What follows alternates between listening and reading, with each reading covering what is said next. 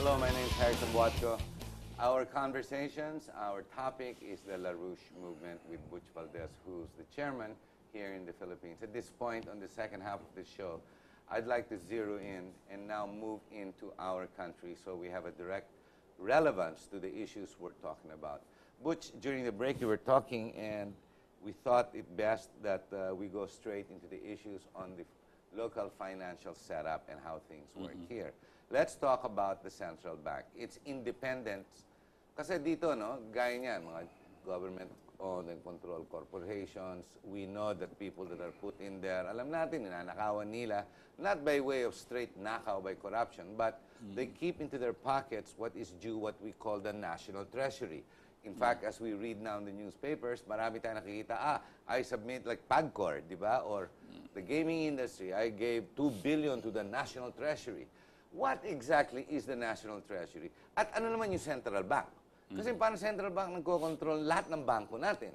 But does that act independently of the government or vice versa? Or ano ang relationship ng dalawa? Well, for all intents and purposes, and the way they've been acting, they feel that they own the country. They are above the government. Okay. So when we say government, you have political leaders that are answerable to the people. Correct, because of services that are required by the people. Right. And then government functions by taxation. Collects money. Collects money, and that goes to the national treasury. Right? Ano yung national treasury? Central bank ba yan? Hindi. Yung explain that part. And in national treasury, syempre, that's under the executive office yan. No? Kumbaga, ang collection ng BIR, customs, lahat ng income generation, pupunta ngayon sa National Treasury. National Treasury releases the funds to the budget. The budget, you have a budget department. Yung National Treasury, saan nakalagay yan? At this point, Land Bank, di ba? It used to be PNB, Land Bank. Land Bank becomes one of their depositories. One lang. Yeah. They can go multiple. I don't know exactly, but alam ko, DBP, Land Bank, and some whatever. Yeah, that's the depository of the. Hindi ang central bank. Hindi, okay, let's go to the role of the central bank. The central bank, the way it's being run now, when I talked about the financial oligarchy and how they control economies through the central banks. Because that's the regulatory body of all the financial banks, period, the banks. They're the ones now that have the power to borrow money. They're the ones that have the power to pay. But coming from resources coming from national government. If they said, you have to pay this, you have to pay that, we pay. Pero saan kinukuha ng central bank yung pera? Sa National Treasury. Central bank nag-i-imprenta din ng pera yan. Nag-i-imprenta. Okay? Ang National Treasury hindi nag-i-imprenta. Hindi. Ang central bank lang. Central bank ang nag-i-imprenta. Now, ang problema dito sa mga central bank, ang sinusundan nila, yung bossing nila. Sino ba bossing nila? Presidente? Presidente? Hindi. Now, why? Look at it. The tenure of a central bank governor is 7 years. So, mas mahaba pa sa presidente. Longer than that of the president. It's like the federal, in the States. Federal Reserve, parehong-pareho. And so, the same for all central banks around the world. 7 years. Yes. Okay. Yeah. May ibang gobyerno sila. It goes beyond the political leadership. And who do you think chooses the central bank governor? I thought it was the president who signed. In name. But the president can never appoint the central bank governor that is not liked. No, that is not liked by the financial institutions, by the IMF and all of them. So they are not the string movers, they are actually the puppets. So that string now goes to different parts of the world. Not necessarily American, not necessarily and Europe. Here you are, the group of financial institutions that are in control. I would say about 11 of them right now, called the Alpha Group. Inter-Alpha Group. By the way, those people that are in you can check it out, the Inter-Alpha Group. They're a group of about 11 that was brought up in the Senate hearings. right? It came out in the Senate hearings. Okay, go ahead. They were started in 1971 at the start of the floating exchange rate system. At any rate, they're the ones that dictate policy, no? and in control of all economies using central banks. And the central bank people, of course, especially ours, we have nothing but prostitutes. We don't have geniuses for officers of central bank because they don't defend the Filipino They people. follow orders. They follow orders. No? What is crazy, for example, remember there was a time that we were trying to wave the banner, the political leadership and central bank was waving the banner that we had lent money, no, of $1 billion to Japan. IMF. IMF. To IMF. To no? IMF, that's right. The IMF, you know, it looked like we were such a big guy trying to lend money to the IMF. But the reality of that is we were told, no, that they were borrowing $1 billion in order to support Cyprus or whatever other countries that they're needing help. No? But the way they change this for their own PR purposes so that they don't look like wimps, no? They say that they are doing this because we can lend them money. At the same time... So politically acceptable because all of a sudden, well, we're good guys. We've got money. We will lend it to you. You use the media, you use people, and you think everybody's dumb and will understand what you're doing. At the same time, they say that they have saved up about $80 billion in reserves. Which is what, right? it's what they print.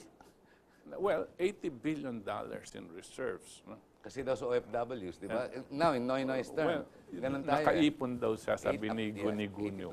Right. And then he was asked, if you have $80 billion, why are we saying that we don't have money? Can't we use that money that you saved, you claim you saved? No, no. You can't use this $80 billion because this is only for emergency purposes, right? Okay. But how did they define the emergency purposes? He didn't. In other words, here we are saving $80 billion, supposedly, no, from whatever he could get. No? But it's not for the use of the Filipino people. No? But it's supposed to be ours. Yes, Central Bank natin, of the Philippines yan eh. Yeah. Pero utos sa kanya kasi ng mga financial institution, mag-ipon ka dyan ng ganitong amount. Bakit? Huwag mong gagalawin. Bakit? Anong emergency purpose ang itinutukoy nila? What are they referring to? No. The moment your country cannot pay its debt, we get that. So, in other words, it's an emergency fund, no? Not for the people, but for the banks that we're supposed to be paying $12 billion a year to. You see? You see the anomaly here. No? And you see in whose interest our institutions are working for. No? Definitely not that of the people. These financial directors that come from all over the world, ano ang purpose nila? There's no politics, there's no real nationalism, there is no real country, it's all for money. Well, it's, yes, there is no citizenship. There's no citizenship, no nationalism. Yeah, but they seem to be all housed in London. Okay, why? Because this is where that kind of thinking, this imperialist thinking came from, from London. And prior to London, it was the Dutch, and then prior to Dutch, it was Venice. No? But that will be going back into too far history. No? But these are the financial. It's like financial whiz. This is the alpha already that runs the world. Yes, if you are an empire, and the way Rome was, and the way other empires were, no, you don't take over a good part of the world by just military takeover and then you're there. No, that is the wrong idea of an empire. The idea of an empire is, of course, you conquer them, but after that, you control the financial system of that country. or that series of countries. You control it, so that the money that is used is yours coming from you. And that you control, since you control the money, you control the population. And this is the way it has been done to us. That is what Franklin Delano Roosevelt broke. That's what he wanted out of. Well, he broke it. He actually broke it. That's why the United States Went up on its own. right, on its own. But then it got reverted back over the years. First, they had to kill off some people that were going to be difficult, like John F. Kennedy, and Bobby Kennedy was going to follow him. And Martin Luther King, because of all of these great ideas that he, if you listen to at least two of his speeches, of course, the I Have a Dream, and the other one is and I've been to the mountaintop, right? You can see that he understood what was going on in the world, not just the blacks. It was for humanity. And it was these kinds of thinkers that they needed to cut off. And from then on, there was nobody else. Well, but Butch, it sounds such like a big conspiracy that these people actually exist in today's world. Yes. And they're not necessarily presidents or not even politicians. No, they They're control presidents. Yeah, they control presidents, and they are above a cut of the rest. In fact, they make markets fall, and they save markets as well. Well, If you can do that, you can also control wars yes. and generate wars. Yes, exactly. Exactly. These are evil people. Very evil. No. And there are no limits to evil. If you know what evil is, it comes from whoever it is. But they like, let me go back. They control presidents, and the president that they are in actual control right now is Obama. Hawak nila si Obama. Barack Obama. Yes. No? And you can see by the nature of actions, not by his speeches, because he's very good in speaking, Yes, right? yes, I'm Hussein. By the nature of his actions, where he is leading the United States. He is leading the United States to a war. And they're preparing for it. And we are stupid enough to participate in it by allowing our country to be China there. ang kalaban. Yes. Please Well, expound. Keep going. I'm not going to interrupt. Sige. No, well, for example, half of the U.S. naval forces are in this part of the world, Yes. in the Southeast Asian region. Kasi we are now Half. the hot spots. Yes. And yet the war is in the Arab Spring. Pero No, doon, civil war. eh. No, the war is, the ultimate targets are right now China and Russia. No, Correct. Yeah, China. they're the ultimate targets. These are just what you call proxy wars. That Small they're- fires. Parang positioning yan, like in chess, nagpo-position ka na hindi ka pwedeng labanan muna dahil hindi ka naman naggegera o nanggegera lang dyan dahil tinatanggal mo lang yung isang dictator dyan, kunwari, using the media for. But the actual positioning is now Taking place. taking place. No? And the Philippines is a base. No? And we have allowed We are this strategic already. base. Very. Very So, strategic. and when Noynoy allowed this, and since he now has, in effect, controls the So Senate. Noynoy is a puppet as well. Very much. But- no? He doesn't know he's a puppet. He knows that. Alam niya. He knows that. That's So all our presidents that fell prey to their decisions, their indecision or their poor management is with intent. Alam nila. alam nila. So bayad But- sila, in other words. Well, for their personals, Oh, you okay want to na stay sila. in power, you think this guy can take you out of power, so you just obey him. No. But what about the 95 million people? He is putting us at risk, by just the fact that these submarines They're already here. they're there in Subic and so They're parked, yeah. You know, those are live ammunition that these guys are carrying. No? And Nuclear armament Nope. as well. and the power that just one submarine, the firepower, the nuclear Capability, bombs yeah, that yeah. they have there, is equivalent probably to about 500 to 1,000 Hiroshimas.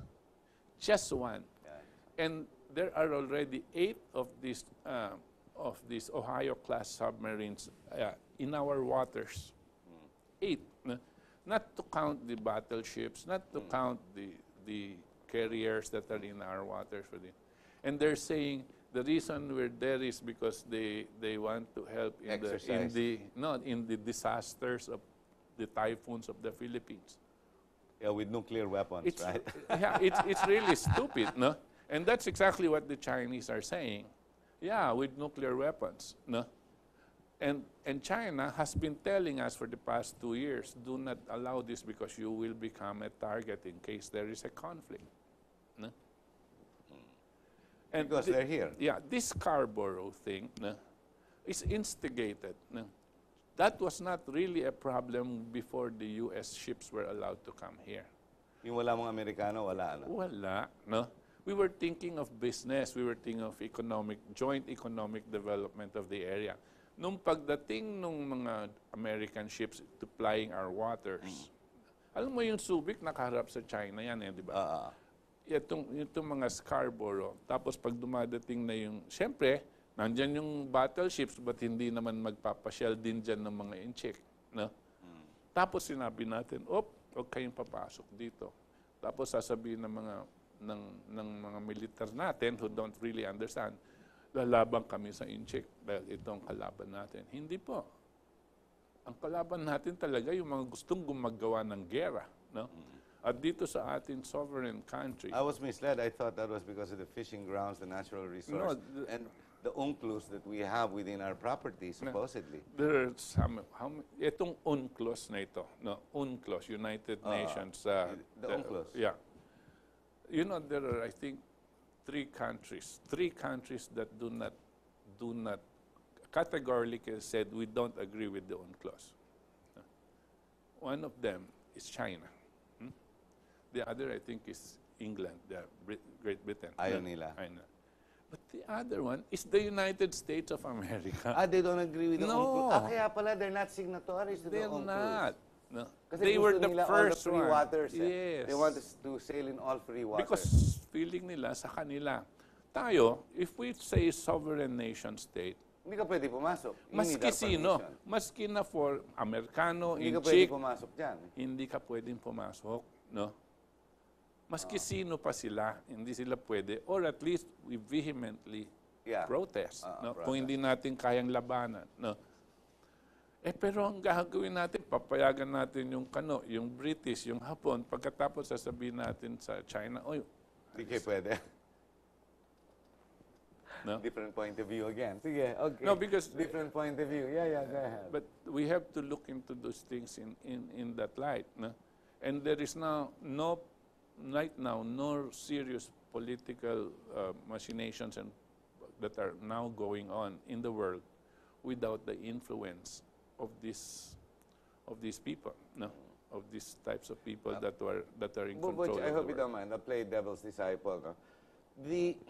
The grand conspiracy involving the rest of the world, the financial institution, our politics, as well as future flashpoints, are well within our reach now, or within our realm. And yet, all our leaders in the country, you see it quite clearly. Why is it nobody else seems to agree with you? Or do the senators, hindi pwedeng yung senator, they're not bright enough. Because we voted very poor senators or very poor congressmen. Ganun ba rin? No, I mean... Ganyan din naman ang presidente, di ba? We voted a very poor president. Yes. But the thing is like this. Pero yung mga magagaling sa tingin ko naman, may mga magagaling. Surely you admire at least one or two other people. This is the thing. Right now, it's very hard to pick out anyone. But this is the thing, Harry.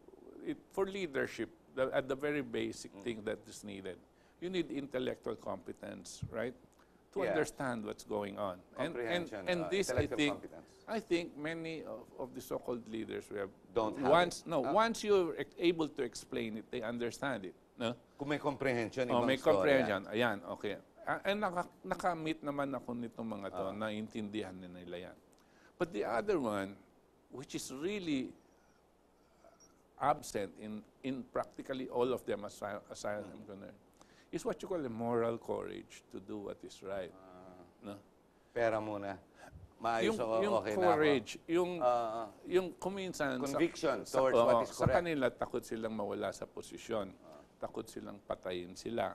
Takot silang sirain sila ng mga IMF o kung sino man. No? Yun ang takot nila eh. No, mawala sa posisyon, mawala yung pera nila. But there comes a point no, where you really need to stand up and say, no, this has to be done. No? And people, of course, they became heroes. No? They were assassinated for doing it. No? But their ideas and examples live on. And they are succeeded by other patriots. Aren't you scared? Hindi ka tinitira ng Amerikano? Wala kang takot? Anong katakutan ko? No? Well, the fact what you just said in the last 40 minutes. This is a bombshell for those who understand, who have the capacity to understand. Eric, in our case, no, I think it comes to a point when you know that you're doing what is right, and you know that this is the thing that is needed by our country and by our people. I want my children and my grandchildren to have a better way of life. I want them, I can see a good future for them if we're able to do this. If we don't do this, what will happen to our children or to the grandchildren? What future do they have? And this becomes our reason for existing. You know, there was a Martin Luther King. He once said, if you go through life without knowing why you were put here on earth in the first place, You would have wasted your time. then you didn't live at all. Yes. Diba? Tama yan. So once you've latched onto it and you understand this is what you're supposed to do, then do it, because that was the intention for you being here in the first place. Butch, we're on top of the hour. 45, 50 minutes is just not seemingly enough. A very, very quick, short message before we end to our viewers. Well, very short. Our country and the rest of the world is now facing the most serious crisis we will ever face in history. It is time that all of us put down our skepticism and understand that we have to get together and muster the moral courage to do what is right. If we don't do that, we will lose our country and not only lose our lives, but lose our future. Thank you very much. Ladies and gentlemen, there's a lot of content thrown your way. I would like you to react for a change. Email me. It's harrytambuatco@yahoo.com. So madali-daling i-memorize. Basta harrytambuatco, one word, @yahoo.com. I'd like to hear your point of view, and I'll pass it on to Butch as well, to Butch Valdez. And if necessary, we'll ask Butch again to come down and try to decipher this to help understand what it is we should be fearful about. Because we don't, ignorance at this point may be bliss, but let's not lavish in that bliss of uncertainty and ignorance. Ganun po mangyayari niyan eh. So I hope you've enjoyed our program. So email me, that's harrytambuatco@yahoo.com. Maraming salamat po. Maraming salamat, Harry. Thank you. If necessary, let's do another show, follow-up. Sure. But I'd like to.